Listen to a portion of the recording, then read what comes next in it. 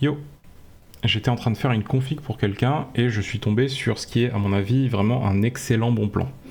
C'est basé sur le Ryzen 7500F à 150 euros. Le 5700F, c'est comme un Ryzen 7600, sauf qu'il n'a pas de partie graphique intégrée et que c'est de base un processeur qui est destiné aux OEM, c'est-à-dire les gens comme Dell, Alienware, etc.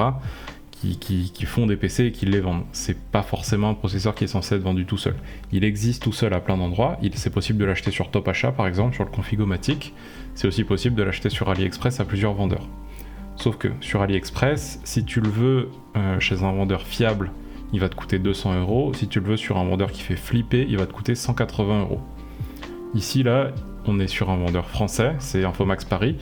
On est sur un vendeur fiable, c'est en stock et c'est à 150 euros.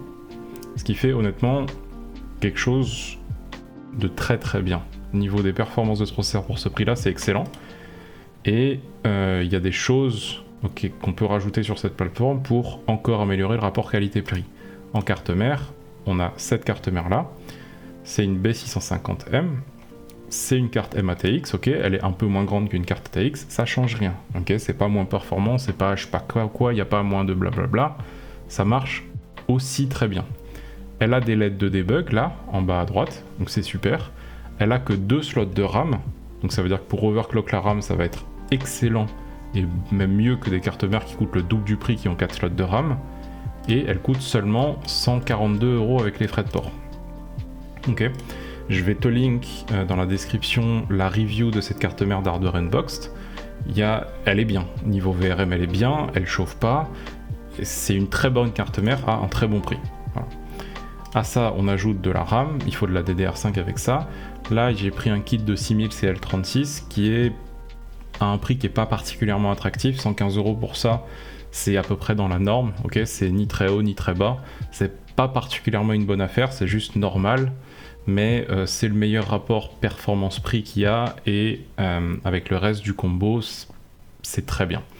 Donc si je prends ce combo-là, au total en additionnant tous les prix, j'en ai pour 400 euros. Et si je compare avec ce qui existe sur le marché en ce moment d'autres, niveau performance, on est par là. Ok ? En performance, on est à peu près dans ces eaux-là. C'est un peu, je ratisse un peu large parce que ça dépend des jeux, etc. En réalité, on sera au niveau du 7600 la majorité du temps, à genre 1 FPS près. Mais disons que pour prendre large, on ratisse les deux CPU en dessous. Et niveau prix, à 400 euros, on va être dans ces eaux-là. Ok ?